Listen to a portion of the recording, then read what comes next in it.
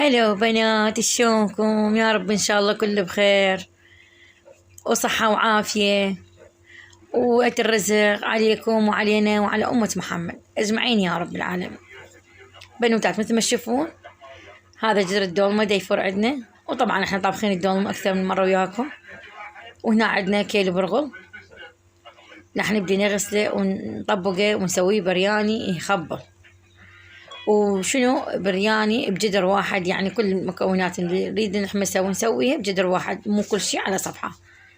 وحتى إذا تسوين برياني ما تتم نفس الطبخة بالضبط، هم تحمسين البوتيتا والشعرية بجدر واحد وتطبقين أحلى برياني. هنا أنا البرغل طبعا كلها تعرفه، مو من برغل ناعم، لا برغل ما تطبخ ما تتم.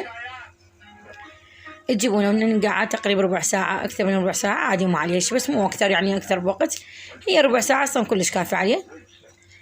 هنا خلينا الزيت وراح نذب البوتيتا بيه، وبصل هنا شوية مقطعين تقريبا راس واحد مو هواي. وإذا ما تريد يحبون البصل بالبرياني الغوه عادي.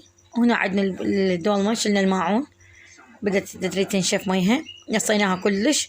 أو تخلونها على الصوبة، هسه الوقت يعني ما زال الصوبة مشتغلة، من تنشف تخلونها على الصوبة تصير لكم حلقوم تجنن. هنا عندنا دجاج ونحن متبلينه ومحضرينه من الصبح، وهذا الحكي احنا حنطبخه عشاء، فمن الصبح لحد العصر طلعونه. ونفس التتبيلة ما تخلونها بالصينية. التتبيلة هي عبارة عن اللبن، خاشوقتين لبن، بثلاث خواشيق الأربعة زيت، عيني، وقلاص مال مي، وبهارات مال دجاج، وبهارات كاري، وعصر مال ليمون، تقريبا ليمونة ونص عصرنا. وشوفوها قدامكم، ما حنضيف أي مكونات بعد، واللي هي التتبيلة مالتنا نفسها قلت لكم. هنا عندنا البوتيتا بدأت استوت، نطلعها حتى نخلي الشعرية مكانها ونرجع نحمسها.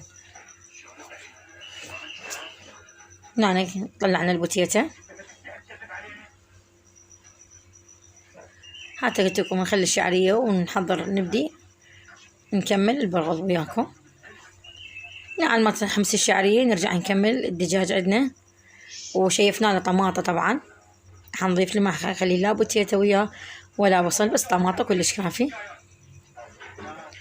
هنا أنا بنات تريدون تخلونا على الرف الثاني أو الثالث، مثل قبل ساعة أو ساعة ونص عن طبخته، يصير لكم ما يعموع يخبل، حتى العظم ياخذ طعم وملوحة كلش طيبة تصير. هنا بس الملح من فوق، واحنا هم ترى بالتتبيلة دبينا ملح، بس هاي الفوقانية شوية صار تقسب. هنا عندكم ورق زبدة خلوه، عندكم ورق يا ورق زبدة أو شو اسمه سيليفون، كيفكم انتم، أو بدون سيليفون أو ورق زبدة عادي ترى، بس خلونه بالفرن على الطبقة الثانية أو الثالثة يصيركم يجنن. هنا أنا شوية كركم وكاري، بهارات برياني، ونوم بصرة، وملح، وفلفل أسود إذا مطحون، إذا عندكم، ما عندكم هاي الفلفل العادي الأحمر الحار. وتقلبونه شوية، هاي نص البرغل طبعا نقلبه بالمواد ويا الشعرية والمواد، بعدين نضيف عليهم دارسين. يلا نضيف المكونات، يعني البرغل بقى انتبهتوا هنا، خلينا دارسين، وهيل عندنا مطحون خبطناه وياه، وبعدين نكمل الكمية مالت البرغل على مود تاخذ كلية الطعم.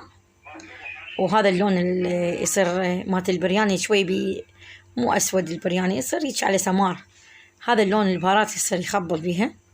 هنا الدجاج حنخليه بالفرن، وهنا بعد ما كملنا طبعا، بس اعذروني هنا من بدأ يتهدر، يعني مو ينشف عندكم مية، ويا أول ما تقليبه تخلون عليه الكشمش والبوتيتا. اللي ما يحب الكشمش عادي، احنا هنا طبعا لازم نعزل لأن عندنا هم جماعة من البيت ما يحبون كشمش.